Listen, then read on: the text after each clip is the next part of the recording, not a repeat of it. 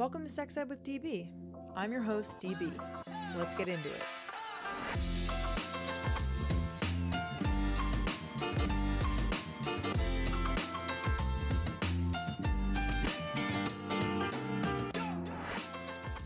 Welcome back to the podcast.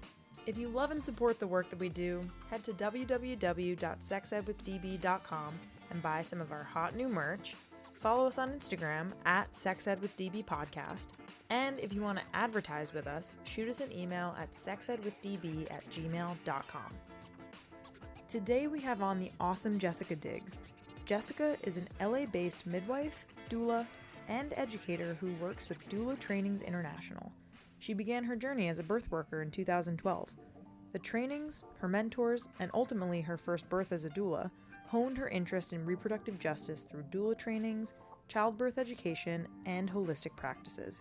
Jessica is honored to be a Black midwife and to join other reproductive health advocates with a common goal: to provide safe, satisfying, and autonomous experiences for all people. Here I am with Jessica.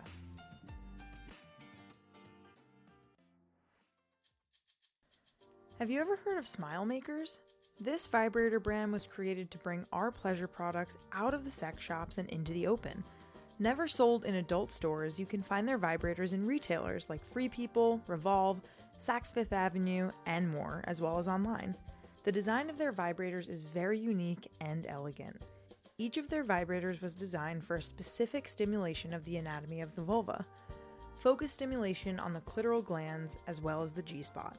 Check them out at www.smilemakerscollection.com and redeem your free bottle of generous gel lubricant with any purchase above $50 with my special coupon SEXEDDB.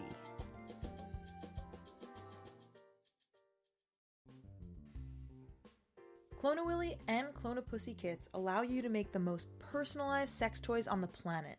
Clone-A-Willy is the original DIY dildo kit, and Clone-A-Pussy is the original DIY pocket pussy. They're fun to make, sex positive, and completely body safe. Use promo code SEXED20 for 20% off your purchase at www.cloneawilly.com. Follow them on IG at Clone-A-Willy Kit. Welcome, Jessica, to the podcast. How's it going today? Going well. Yeah. Lovely Saturday. I know. Yeah. It's real. I don't know. You live in LA, is that right? Yes. I'm in Los Angeles. What's the weather there like today? It's actually pretty sunny today.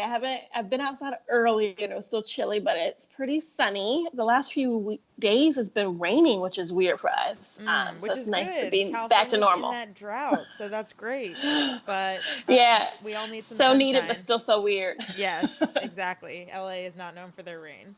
Well, amazing. Thank you so much for being on the podcast. Let's get started by you sharing with our listeners your name, your pronouns, and your job title. Yeah, so I'm Jessica Diggs. My pronouns are she and her. I'm an LA-based midwife, doula, childbirth educator, and then the lead educator for DTI, or Doula Trainings International. Incredible. And what is Doula Trainings International, or DTI, and what do you do there in your role? Yeah, so DTI is a educational and professional community organization. We train doulas, we train childbirth educators, and we have built a platform and a movement around social justice, radical support, autonomy, collaboration within doula work and birth work, but also beyond that in all of reproductive health. Awesome. That is incredible. And I'm so in support of everything that you just said and you're doing. So that's amazing. What's your particular background, I guess, and how did you decide to kind of take the path to become a midwife doula? And could you kind of talk about the differences between the capabilities and kind of the roles of midwives and doulas who aren't both? Yeah. So I started actually really young. I was 19 when I heard the word doula. So I became a doula first. It's been about 8 years now. I got into the work from a educational standpoint. I don't have children on my own, and most people tend to come into this work after their own birthing experiences, whether they were great or not so great. I didn't have a birth experience, and I was actively trying not to get pregnant at 19 in the middle of college. So my kind of intro to this work was from a big overarching question of why don't we know more about our bodies? I had so many girlfriends always asking, sexual health, reproductive health, what's this bump on my ass? Am I pregnant? Am I not pregnant? And it blew my mind that no one knew anything about their bodies. And so I started in a women's health information center, trying to answer those questions, staying up on the latest public health and evidence-based research. And in that space, I learned about what doulas did and how as a doula, they are typically the supportive person, providing educational support, informational support, making sure people understand their options, helping families, the birthing person and their partners find comfort and process their emotions that come up throughout the pregnancy and the birth, and working as an advocate in the spaces of birth, whether it's at a hospital or at home, or birth center. So I fell in love with that role, knew I wanted an active voice within that space, and knew I wanted to be an educator around just reproductive health. And then I finished school and kind of wanted to be an OB from the standpoint of I wanted to actually be an active option for people, someone who can actually give them good care, informational support, informed consent, and like give them good quality, compassionate care, whereas they didn't have to go in and just ask for it if I was just like their OB. I grew from that and decided I didn't actually want to be an OB, but I really more so aligned with being a midwife. And when I moved to California 6 years ago, just legally and legislation-wise, that opportunity presented itself. I'm originally from North Carolina, and just the laws there are a lot different. And so being a midwife was not as accessible in the capacity that I wanted to work as a midwife in North Carolina versus in California. Gotcha. And what's like the education like to become both a midwife and a doula, I guess, respectively? Like, what are each of those education pathways like? Yeah, so I would say a midwife is a medical professional. So I have all of the legal and liability responsibilities to keep the birthing person and the baby safe throughout pregnancy and at the birth. So I'm delivering the baby. I'm administering drugs if needed. I'm making diagnoses. I'm, fixing complications. The doula is going to be more of a supportive role, and so they aren't doing any medical things. However, they are building trust and rapport with clients and helping them navigating the birth space, but not from a medical keep them safe standpoint. Gotcha. So with schooling, midwifery school is usually 3 to 5 years, depending on the route and the school you take. And that includes years and tons of hours of clinical care. So meaning you have to go to a bunch of births and catch a bunch of babies before you actually can legally do it. And then as a doula, most trainings usually include 3 to 4 days in person. And then what's different about DTI, which most other trainings don't include, is that we also have about a year-long worth of mentorship and support and follow-up and field work that comes beyond those 4 days of training. Gotcha. And I'm sure that's extremely beneficial to those who are training to be doulas to not only have, 4 days of training, but a whole year's worth of kind of experiences. Yes. That was one of the things that drew me to DTI. Is I had met some of those doulas before I was involved with DTI, and I was like, you just seem so much more prepared than some of the other newer doulas I'm meeting. And part of that is because the reading requirements, the field work that's built out and laid out for these doulas to accomplish, and then their overall curriculum is so much. I always was like jealous of them. Like, it's so better to prepare them for like this real work that other curriculums didn't have, and including my own when I first became a doula. Totally. Yeah, that's amazing. Let's go over a little bit of the history of doulas, and how birth became more medicalized with doctors and hospitals over time. Can you share a little bit about that? Yeah, so we have to break it down to like America, because doulas in most capacities have exist. In many different cultures, you usually wouldn't have a formal doula, quote unquote, like identify as that title, but there's always someone in each like family or community that kind of assumes that role, and has been for forever. So especially in like Black and brown communities, there's always an auntie or this removed family member, but like is always at the cookout and always at the dinners, who would serve in that role, who's very familiar with birth, Maybe knows like how an to elder navigate in it. the community. Yeah. Yes. So yeah, you will have someone who's a nurturer and elder in the community who would serve in this role. Unfortunately, with how we tend to live now, where we're quite removed from our family structures, or just like historically, I would say like the 70s and 80s, like the structure of birth was so broken and fragmented, especially for people of color, that generation right before us didn't have great experiences themselves, so don't actually know how to add to ours. So doulas kind of came into the scene, I would say around the 60s and 70s, where it was more of a peer-like structure, or a slightly elder, but not necessarily related to you or in your family unit, who comes in and serves to help you navigate and normalize the birthing process. Midwives, on the other hand, we have a horrible past in our country, but it's not unlike any other experience as a person of color, where we were taking care of everybody's babies, Black, white, brown. We were delivering everyone's babies. And then when white people realize, oh, you can monetize birth because everyone's going to always keep having babies no matter what's happening in the world, they pretty much defamed and criminalized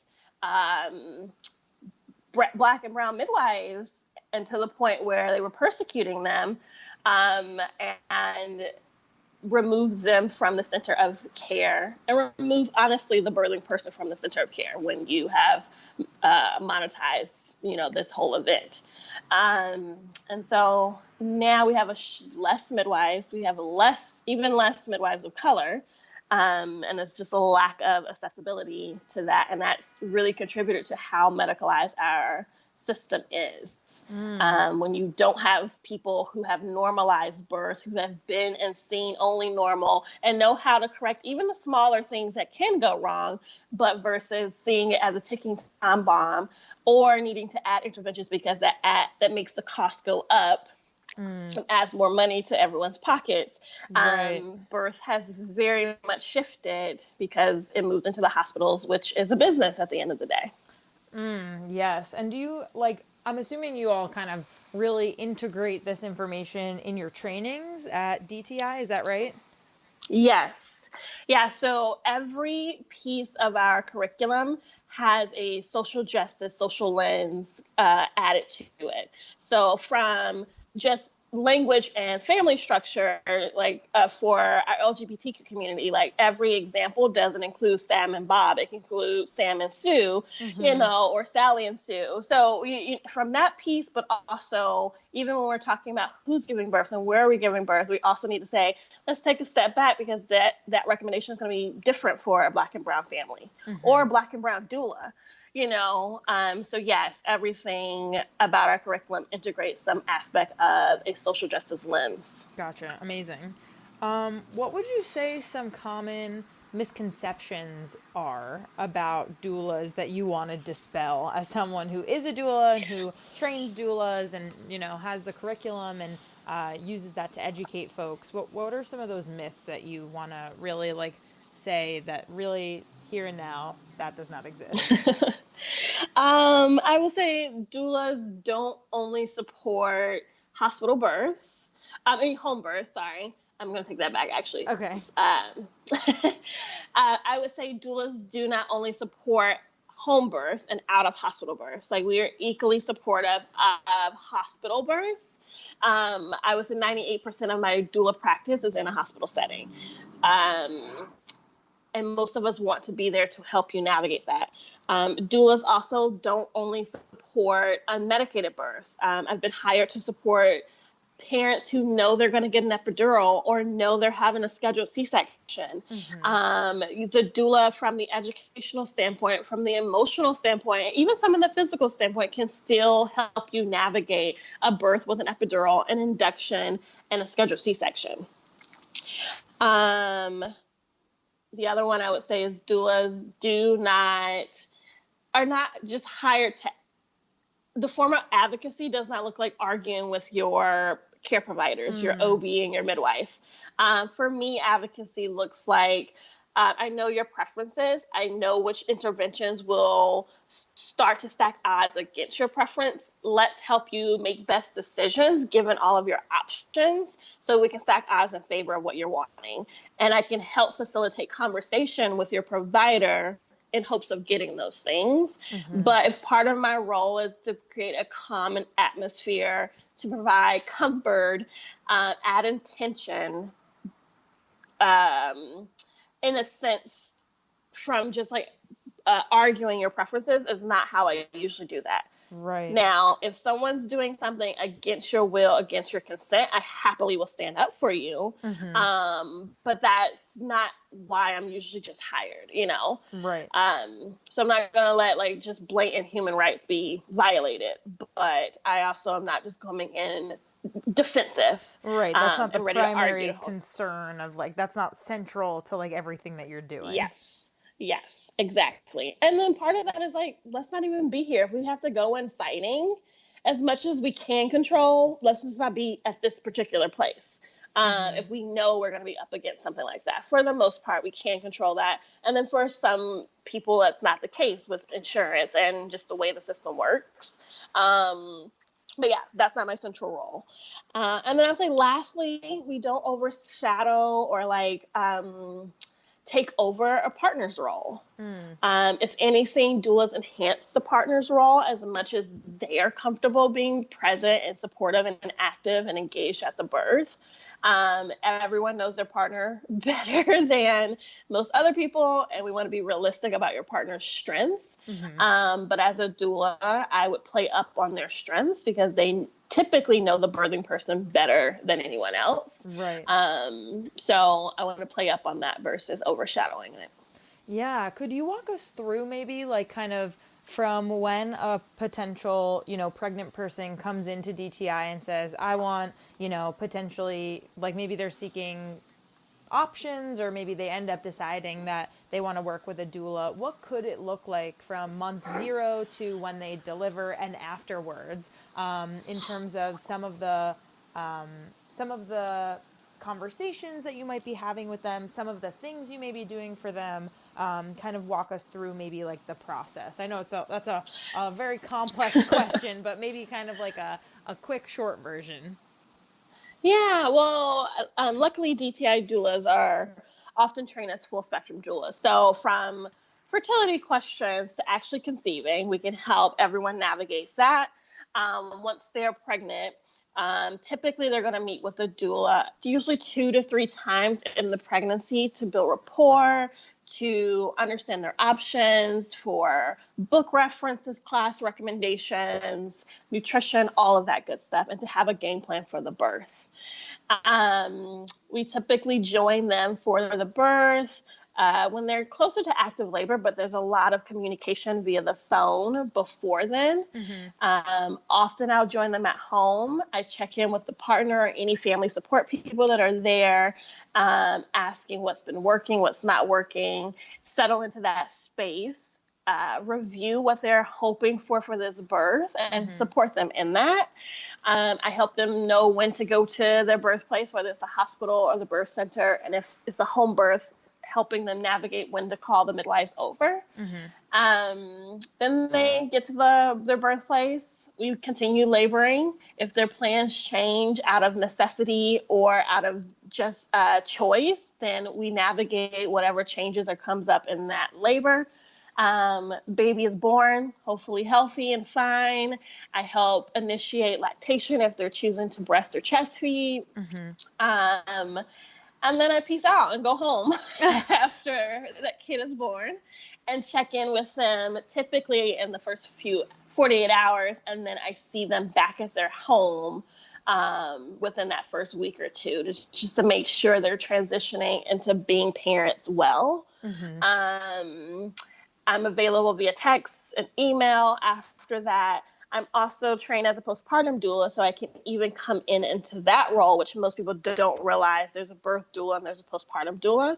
And so as a postpartum doula, I can come in, make some meals, help with infant feeding, help with healing for the postpartum parent. Like, how is their bottom doing? How is their incision doing? How are their nipples? And then give partners, tools and tips to soothe their baby or support their partner. So that's kind of the full role of the doula. That's amazing. Yeah. And could you just make a clarification, like the difference between a full spectrum doula and a non-full spectrum doula? What are the differences there? So a full spectrum doula, as we define it at DTI, is you specialize in birth, postpartum, and then reproductive events. So loss, abortion, birth control, fertility, and cycle awareness. That's the totality of our full spectrum training. Others usually is some aspect of birth, postpartum, and then loss, abortion are the two main focuses. So if that pregnancy didn't quite continue on into a viable pregnancy and that person hired us and then went through a miscarriage, we can support them through that. Or if they know they don't want to be pregnant and they want to have an abortion, we are trained to support them through that, from choices, options, and then the different ways to heal afterwards.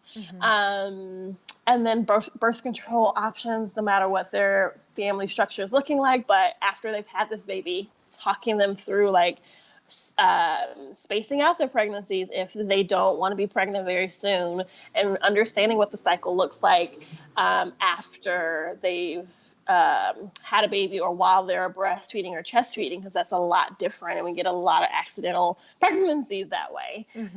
So yeah, we are trained in all of that to fully support the reproductive period.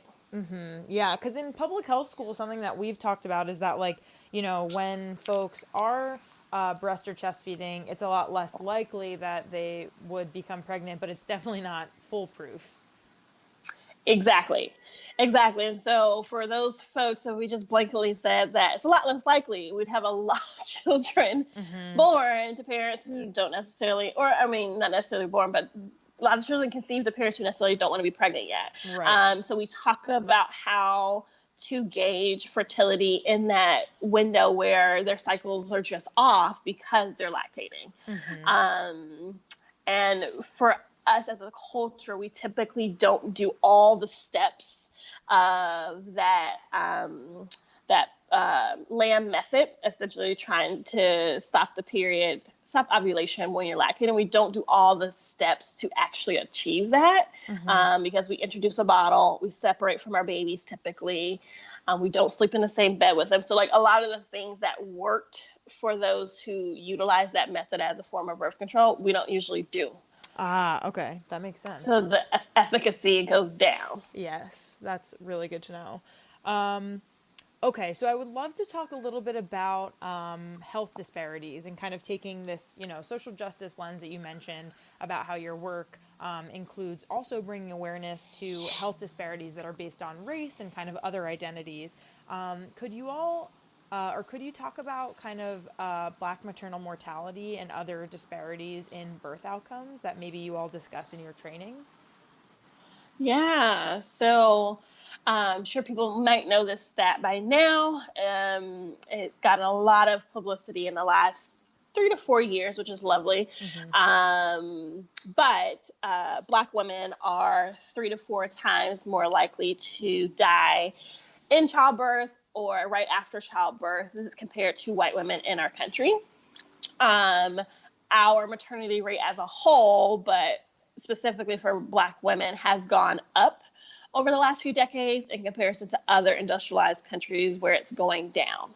And just simply our just systematic experience with systematic racism is what's contributing to that. So that stat does not really change no matter socioeconomic background. So we've had people in our news like Serena Williams and what's the chick from the Cosby Show, the little girl, Rudy. Oh, yes. Keisha.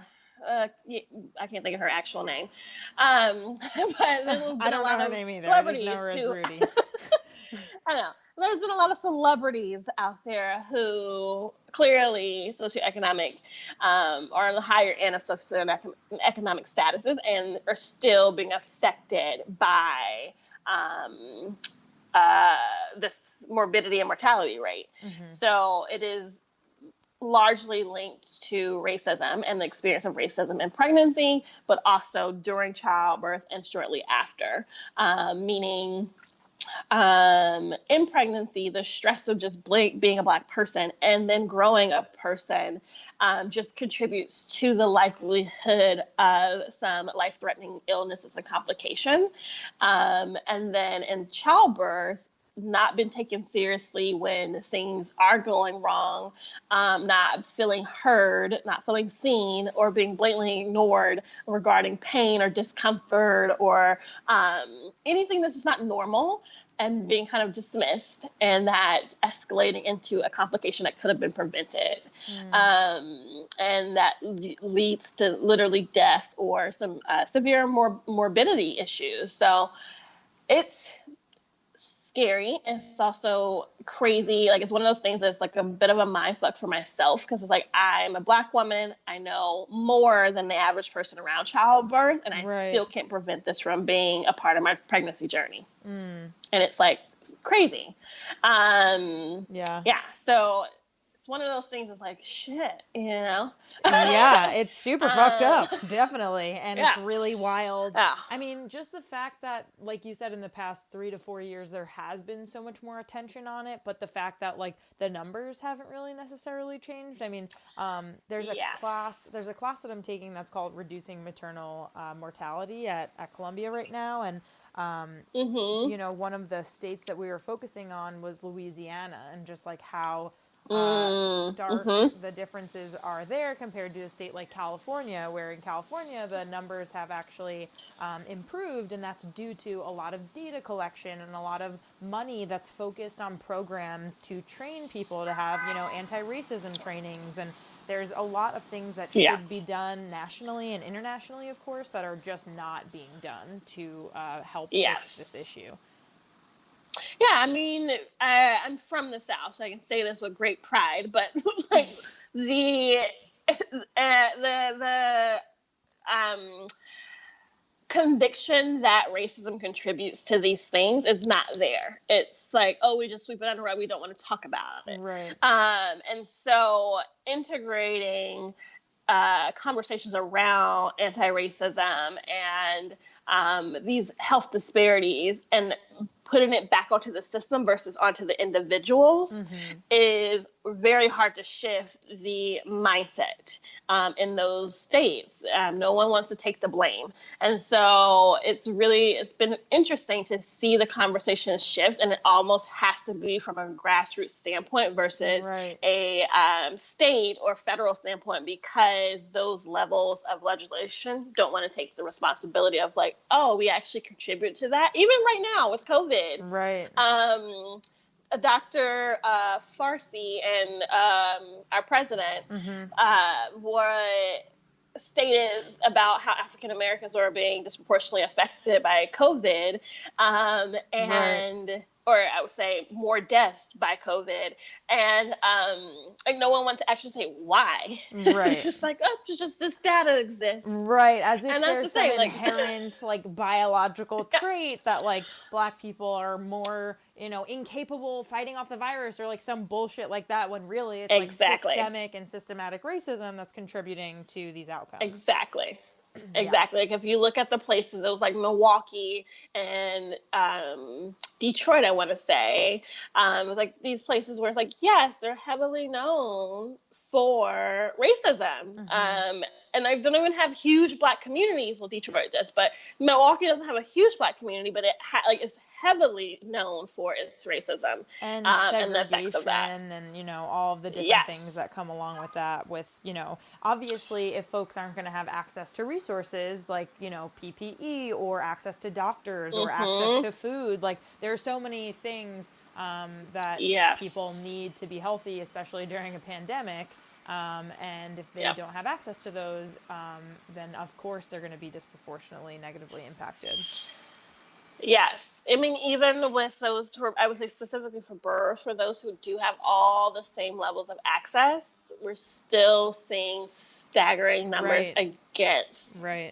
And it boils down to indirect, implicit, and explicit biases in labor. And it's insane. Absolutely. So I would say with DTI, for those marginalized groups, not just Black women, but we do have a big focus on trans and non-binary birthing people as well, because their stats are just as scary and just as embarrassing as a country. It's like, it's sad that this country has these embarrassing statistics around mortality rates and birth. Right. So for that community as well, we do see some more, I would say more morbidity. So negative outcomes with birth versus death in terms of just stats, but their overall experiences in pregnancy are often just steeped in microaggression after microaggression after gendering them to, it's just a lot of misconceptions, misunderstandings, and lack of learning and compassion for our pregnant trans folks. And so, yeah, we have 2 initiatives going on at DTI, because ultimately it's like, yes, we can attempt to fix the system, but honestly, it kind of needs to just burn down. Rebuilt. It's like a whole new thing. Right. But we do know with the stats from public health organizations and and the data collected is that representation makes a world of a difference. So making sure we have access to, or making sure those communities have access to these trainings so that they can go back and serve their own communities.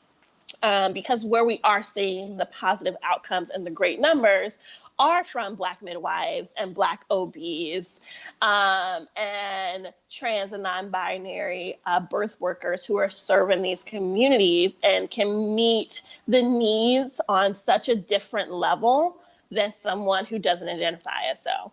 And the stress reduction in pregnancy, the trust in childbirth, the feeling seen and after the postpartum period makes a world of a difference to actually getting the care that they need and helping them advocate for themselves within a system that often doesn't see them.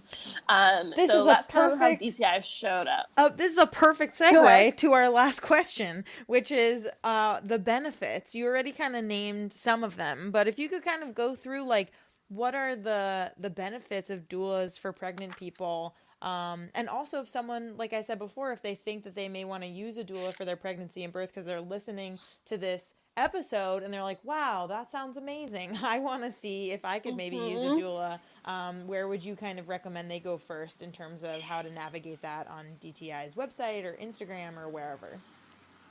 Yeah, so I would say the big benefits to having a doula is going to be continuity of care. You're going to build rapport with this person while in your pregnancy, have them at the birth, and then have them in the postpartum period. And that can be one doula or some doulas working collective so that you are fully supported with, an array of different people, but it's a small group of people that are for your interests and your interests only. So they're not employed by your hospital. They're not employed by your provider. They're employed typically by you. And so that's just a breath of fresh air to know that this advocate is for me and for me alone. So that presence, that continuity of care, because your doctor, your nurse, your midwife is not at the birth for the whole time, like at all. Doctors show up at the very end. So even if you like them, they're not there, but maybe 45 minutes tops. And your doula is going to be the person who's normalizing things at home once you get to your birthplace and then beyond that. They also reduce the incidences of unnecessary interventions, mostly from a standpoint of education and making sure you understand how these different interventions will play on to your birth.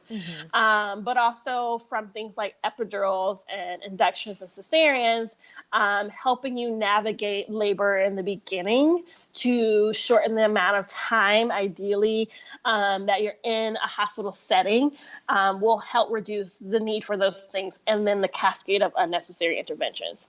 As much that is normal. Like they aren't going to guarantee a certain outcome, because some of them might be witches, but most of them aren't. But, like, we can't guarantee that, but we can help navigate what is normal, and then also help you understand when normal does segue to abnormal, and we do need that help, and how to facilitate conversation so it's less scary in those incidences where, yes, we do need that cesarean birth, and it can be beautiful and a non-traumatic experience, having had a doula explain, normalize, and work with your providers when things do segue.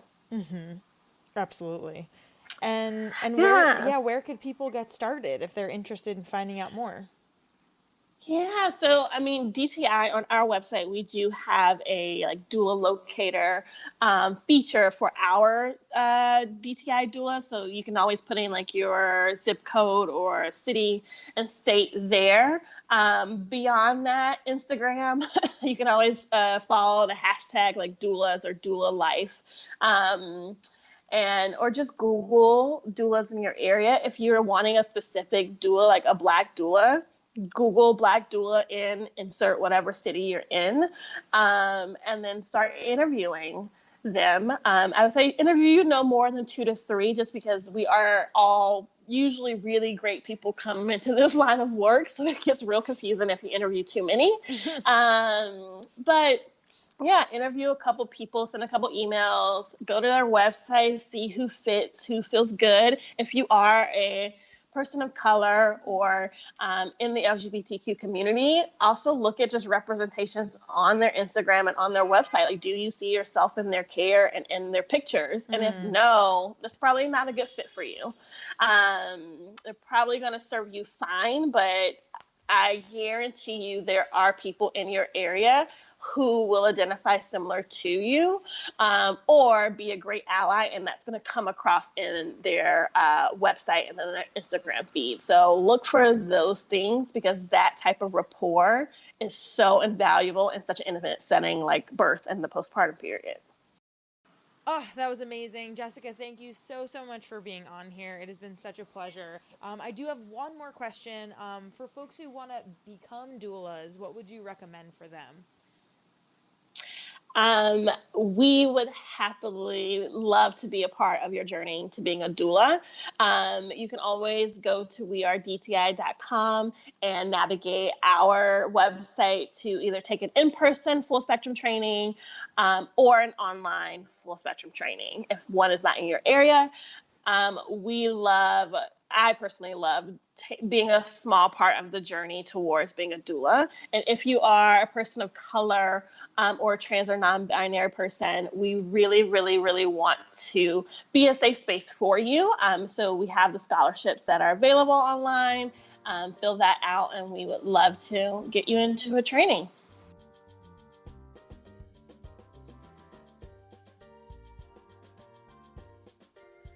How do you like our new podcast logo and banner?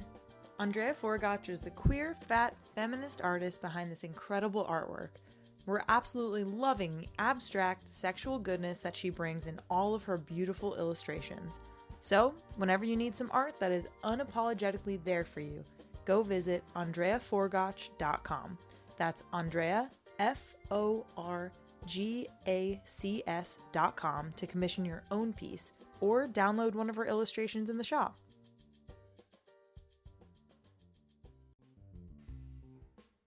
Creating a homemade dildo or a usable copy of your own penis is rapidly turning into the new standard in ultra-custom sex toys, thanks to Clone-A-Willy. Clone-A-Willy has been all about dick since '96 and brings you a DIY penis or vulva molding kit for your favorite sex toy or memento. Whether it be for a birthday, Hanukkah, or just because, Clone-A-Willy is the perfect gift. Use promo code SEXED20 for 20% off your purchase at www.cloneawilly.com. Here's your PSA about why masturbation is so amazing. Number 1, it's safe. No one ever got pregnant or an STI when having sex with themselves. Number 2, it's normal. Most people do it. Number 3, it has actual health benefits. Besides making you feel like the best version of yourself by boosting self-esteem and creating a more body-positive outlook, masturbation is also correlated to better sexual functioning overall. And number 4, it's an incredible learning experience to figure out what you like, with or without a partner along for the ride. This PSA has been brought to you by Sweet Vibes. Go to www.sweetvibe.toys and use promo code SEXWITHDB to get 15% off your first purchase. Follow them on Instagram @SweetVibrations.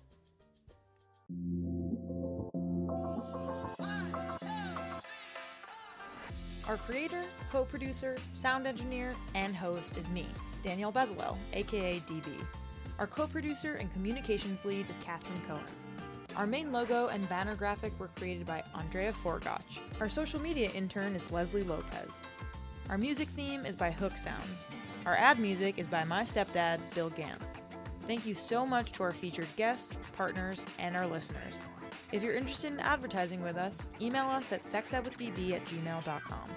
For more sex ed content, follow us on Insta @sexedwithdbpodcast. Tune in next time.